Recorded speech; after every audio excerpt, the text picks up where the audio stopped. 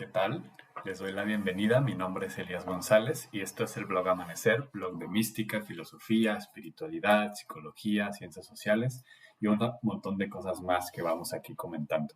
En esta ocasión les voy a presentar un libro que realmente me dejó bastante sorprendido porque es de esos textos que empiezan un poco de pronto, bueno, a mí en lo personal me costó un poco de trabajo que me atrapara, sobre todo las primeras partes por el grado de especialidad, y después fue, digamos, como volándome la cabeza, que es este texto: Mística, el admirable misterio de Dios y del hombre en Cristo, de la autora Isabel de Andia.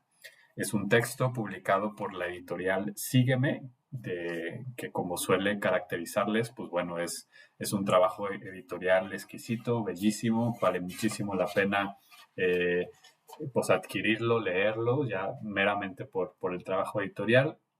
Y bueno, es un texto que se publica en el año 2021, aunque originalmente está publicado en francés. La autora es francesa, en el año 2019, pero incluso, digamos, su redacción es anterior, pero aún así sigue teniendo bastante actualidad. ¿Por qué digo que es anterior? Bueno, el texto es el resultado de unas conferencias que dio la autora en Benares, en India, y eso pues lo digo porque, más allá de lo anecdótico, esta circunstancia desde la cual va ella a impartir estas conferencias sobre mística, va a delimitar y de alguna manera va a marcar el tono de las mismas. Pero antes, pues hablar un poco de esta autora, que es la primera vez que yo leo algo de ella y por lo tanto también la primera vez que la trabajamos en este blog. Isabel de Andia, bueno, ella nació en París en 1937, es doctora en teología por la Universidad Gregoriana de Roma y en filosofía por la Universidad de la Sorbona. Es especialista sobre todo en los ámbitos de la patrística y particularmente en Dionisio Areopagita, de la espiritualidad también de Oriente y el Occidente cristiano, la cultura griega, la neoplatónica. Realmente a mí pues me dejó pues bastante sorprendido. Ya es una autora que yo había escuchado en el libro anterior que habíamos aquí comentado, que es básicamente, bueno, es este que lo tengo aquí a la mano, el de Cristianismo y Mística, de Olegario González de Cardedal. eh, Él cita mucho a esta autora. Sin embargo, pues casi toda su obra está publicada en francés. Hay alguna que otra cosa en español y yo me quedé con muchísimas ganas de seguirla leyendo. Sin embargo, pues bueno, este texto en particular me parece fundamental, sobre todo para quienes estamos con un interés de la mística. Bien, entonces, como siempre, pues voy a abordar el libro, un poco de qué trata, cómo está constituido en su capitulado, para más que nada animarles a que ustedes vayan directamente a su lectura. Antes, mencionar y profundizar un poco más esto que yo les decía de la India, porque no aparece, o sea, atrás sí aparece en la contraportada y sí nos habla, ¿no? De que va a dialogar, ¿no? Y con otras tradiciones, pero no queda claro, digamos, en qué sentido, ¿no? Pero ya cuando tú vas leyendo el texto, te vas dando cuenta, claro que no tiene un lenguaje como de conferencia, realmente es un texto erudito, es un texto muy bien hecho, ¿no? Es un texto de alguien que trabaja con el griego, con el hebreo, con las lenguas, digamos, bíblicas, y que por lo tanto aparece, ¿no? En muchas ocasiones, pues eso, palabras o términos en griego, en menos medida en hebreo. Esa es una también de las reflexiones que ella de alguna manera está trabajando, ¿no? Y habla sobre esta problemática que se ha escrito mucho y se ha debatido bastante. Si en el cristianismo, ya dejen ustedes la mística cristiana en general, en la experiencia cristiana, es necesario, digamos, o el griego es parte de o es meramente un accidente. Hay distintas interpretaciones al respecto. Por ejemplo, Raymond Panikar va a ser más de la idea de que para experimentar la cristianía no necesariamente tienes que hablar griego. Y con hablar griego nos está refiriendo Panikar a que tengamos que aprender la lengua griega y menos la lengua, digamos, del griego clásico, sino como todos estos, digamos, pilares filosóficos, ¿no? Del mundo griego que de alguna manera el cristianismo hereda hasta nuestros días, la cultura occidental. Sin embargo, del otro polo va a estar personajes como Joseph Ratzinger, quien va a decir que en realidad, pues bueno, el griego no es meramente una cuestión accidental en el proceso evolutivo, por decirlo así, de la experiencia cristiana, sino que el hecho de que la escritura revelada, que sabemos que el cristianismo, la escritura revelada no es una revelación estilo el Corán para el Islam, pero es más bien inspirada, pero el hecho de que se haya constituido en griego es algo que de alguna manera lo marcó y que no podemos simplemente sacudirlo, y que todas las categorías y la construcción de la experiencia pues tiene mucho que ver con estos pilares. Repito que no es la lengua griega, sino como toda la cosmovivencia, idiosincrasia, conceptos, filosofía griega, ¿no? Y el caso de Isabel de Andia, ella va a estar inclinada, va a aceptar más bien la postura de Ratzinger, recuperando esta unicidad o especificidad de el papel que el griego o que la filosofía griega, la mentalidad griega tiene en el proceso cristiano, ¿no? Y esto, repito, es polémico, ¿no? Porque hay como bastantes corrientes o posibilidades a partir de aquí, ¿no? Algunos podríamos juzgar este tipo de posicionamiento como cerrado, como que impide y que solamente los occidentales podrían vivir la experiencia cristiana, pero por otro lado también podríamos, digamos, como leerlo como un aporte o un argumento en pro de la especificidad de cada cultura, y que no habría que estar forzando, y que justamente el esfuerzo para que el cristianismo se comprenda desde otras perspectivas o coordenadas culturales, religiosas, filosóficas, necesariamente tendría que haber un diálogo, ¿no? Intercultural. Y de alguna manera yo quiero interpretar que eso es la propuesta de Isabel, sobre todo, repito, porque ella está dando estas conferencias en Benares, en India, y justo pues un poco su argumento es tratar de poner bien en claro de dónde surge la mística cristiana, qué es la mística cristiana, por lo menos en sus orígenes, en sus pilares grecolatinos, de la Grecia primitiva, de la patrística, para a partir de allí establecer un diálogo para que se pueda entender en un mundo de una filosofía y mentalidad india.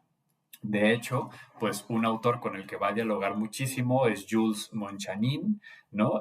Mejor conocido con su nombre en sánscrito, que es uno de la famosa triada que fundan este ashram en la India, junto con Henry Lesso, o mejor conocido como B.D. Griffiths, y bueno, más bien G.D. Griffiths, Henry, o sea, todos estos, ¿no? Entre ellos Jules Monchanin, que lamentablemente en castellano, pues básicamente o no hay nada o muy poco traducido, algunas cuestiones, y yo les recomiendo muchísimo este libro porque de B. de Griffiths hay más cosa traducida, e incluso pues tenemos mucha cosa en inglés, ¿no? Porque él hablaba inglés. Eh, pero, por ejemplo, de Jules Monchanin, que él era francés, bueno, de habla francesa, pues casi todo está en francés, ¿no? Entonces, quienes no hablamos francés, pues bueno, o yo leo un poquito, pues, pero no como para entrar a fondo a estos autores, ¿no? Entonces vale mucho la pena porque Monchanin hace como todo un trabajo de diálogo con el Advaita, Vedanta, ¿no? Con todas las tradiciones de la India, e Isabel está en diálogo con él, ¿no? Como para poder desde ahí leer estas lecturas, ¿no? Era un poco lo que yo les decía, que cuando llegó a esa parte, a mí me cautivó. Claro que tiene una, digamos, pues una perspectiva personal, porque como saben, pues a mí me encanta el diálogo interreligioso, es algo que trabajo mucho. A lo mejor otras personas que trabajan más el tema de la patrística y demás les interesa más la primera parte, que todo el libro es una joya, pero al principio es mucho más técnico, ¿no? Y da definiciones y los conceptos y citas en griego, cita acá, cita allá, y de pronto pues dices, bueno, ¿y esto a dónde vamos a llegar? Hasta que llega finalmente al diálogo con Monchanin y la India y todo esto, que tampoco es que desarrolle, se nota que tampoco es su espacio, ¿no? Que ella se nota que sí sabe de cuestiones orientales, pero que no es una persona que se ha dedicado al estudio de las tradiciones de Oriente, sino más bien a la mística cristiana, ¿no? Y entonces, pues bueno, eso es un poco como en general, ¿no? También el objetivo y el tránsito de este texto. Ella va a acomodar el libro y lo va a dividir como en 3 secciones, que al principio, repito, pues como que no se capta muy bien, pero como el orden, ¿por qué ese orden?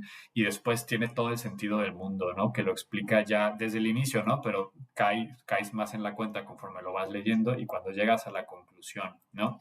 Ella propone 3 partes, el libro está dividido en 3. El primero lo titula Misterio, el segundo Mistagogía y el tercero Mística. Y repito, ¿no? Si el libro se llama Mística, ¿por qué mística hasta el final? ¿Por qué no en medio? ¿No? Y ella va básicamente exponiéndolo, ¿no? Y leo en la página 313, dice, la secuencia de los términos misterio, mistagogía, mística, traza un camino. El camino que va desde la revelación del misterio de Cristo, y es toda la primera parte que explica la revelación del misterio de Cristo en San Pablo y la lectura de la escritura según Orígenes y toda una serie, digamos, de elaboraciones que ella va recuperando, ¿no? Es esta parte, ¿no? De cómo la mística en realidad en sus orígenes, ¿no? En sus inicios, era sobre todo esta interpretación oculta para iniciados, eh, para leer la profundidad o digamos, los interiora mysterium, ¿no? Los misterios interiores que estaban en la escritura, ¿no? Y entonces cómo se va revelando el misterio de Cristo que tiene, por decirlo así, muchas dimensiones, ¿no? Como la encarnación, su filialidad con el Padre, el misterio de la Trinidad, etcétera, todo contenido allí.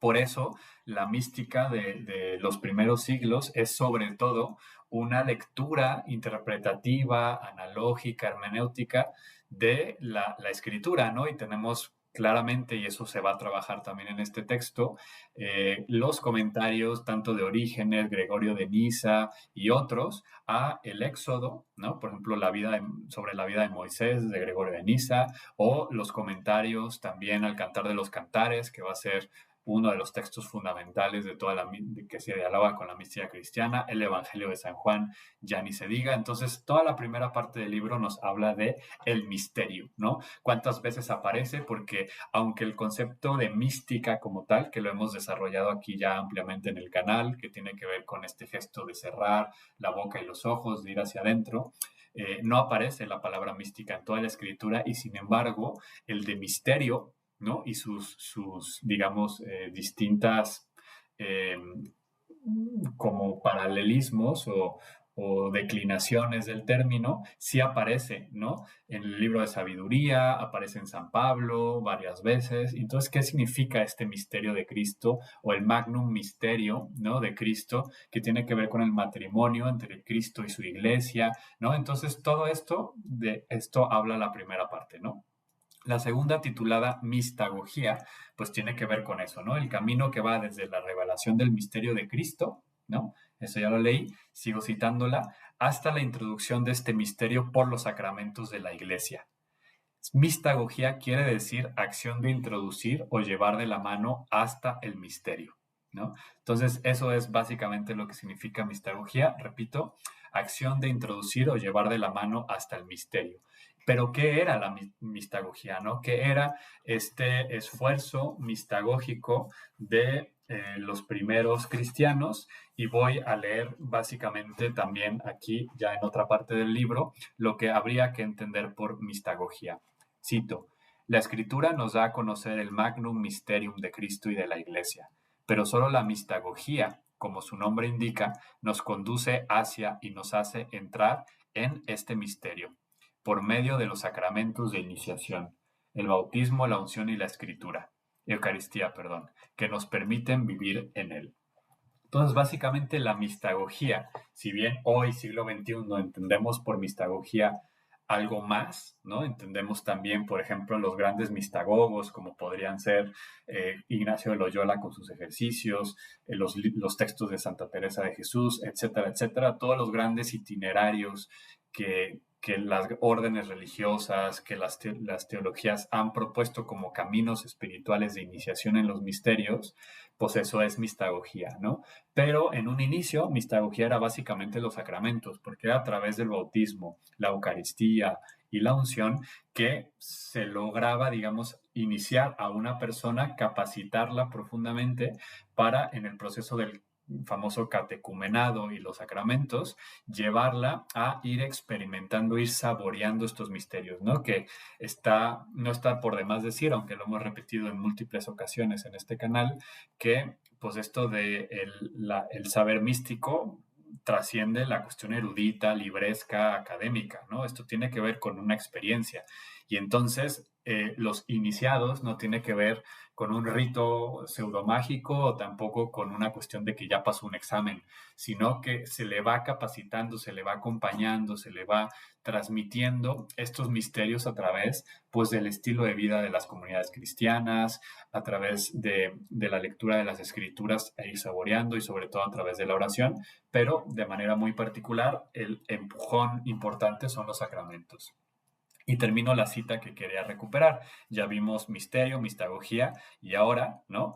Hasta la mística, que es el misterio vivido, la experiencia vivida del misterio en la interioridad del alma o del corazón, ¿no? Y aquí es súper interesante porque hay todo un apartado donde habla del sí mismo, tanto en el cristianismo como en el Vedanta, y del centro del alma o del fondo del alma, dialogado con Juan de la Cruz, con Santa Teresa, o sea, dónde ocurre la experiencia mística, ¿no? Y los místicos nos dicen, pues, que en el hondón del alma, en la profundidad, ¿no? En el castillo muy claro de cristal, en lo más interior del ser humano, habita, ¿no? Esta presencia divina y ahí experimentamos, ¿no? Esta presencia de Dios.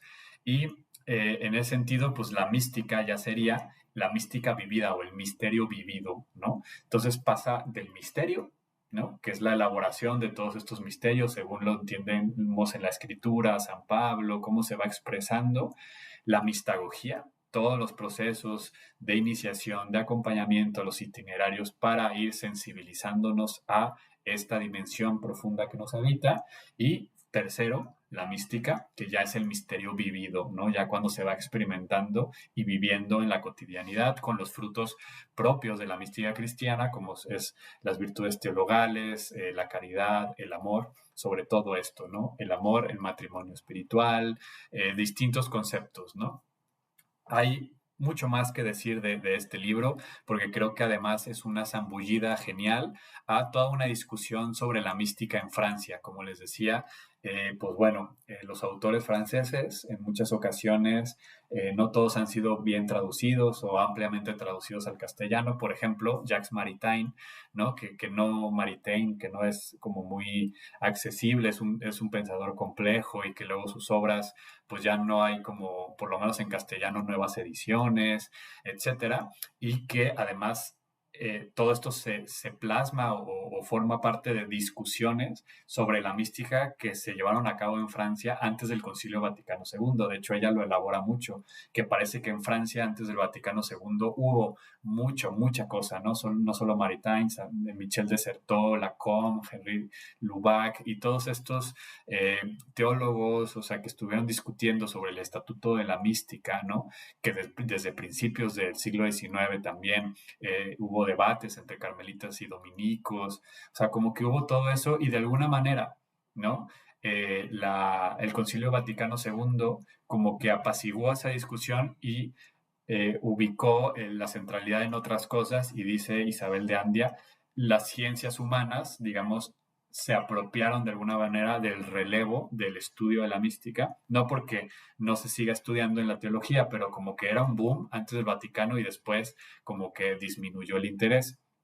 Ha renovado y sigue habiendo, pero era algo que estaba muy latente, sobre todo en un aspecto interreligioso, porque uno de los grandes debates que también se aborda muchísimo en este texto, como ya yo les explicaba por el tema del diálogo con la India, es esto de la diferencia entre la mística cristiana y la no cristiana, o en términos de Maritain, la mística sobrenatural frente a la mística natural, ¿no? Y eso abre un montón de debates, ¿no? Que yo creo que valdría la pena, ¿no? Tener un video específico sobre esta cuestión, ¿no? La diferencia entre la mística sobrenatural y la natural, o la que básicamente es la diferencia entre la mística cristiana, la sobrenatural, y la no cristiana, la natural, ¿no? Que en pocas palabras, pues la sobrenatural, la cristiana, responde más bien a una iniciativa divina que se manifiesta y se revela, ante la cual, como diría Olegario González de Cardenal, más bien es la escucha obediente, ¿no? Frente a la mística natural o no cristiana, que más bien surgiría de un esfuerzo humano por comunicarse, conquistar, alcanzar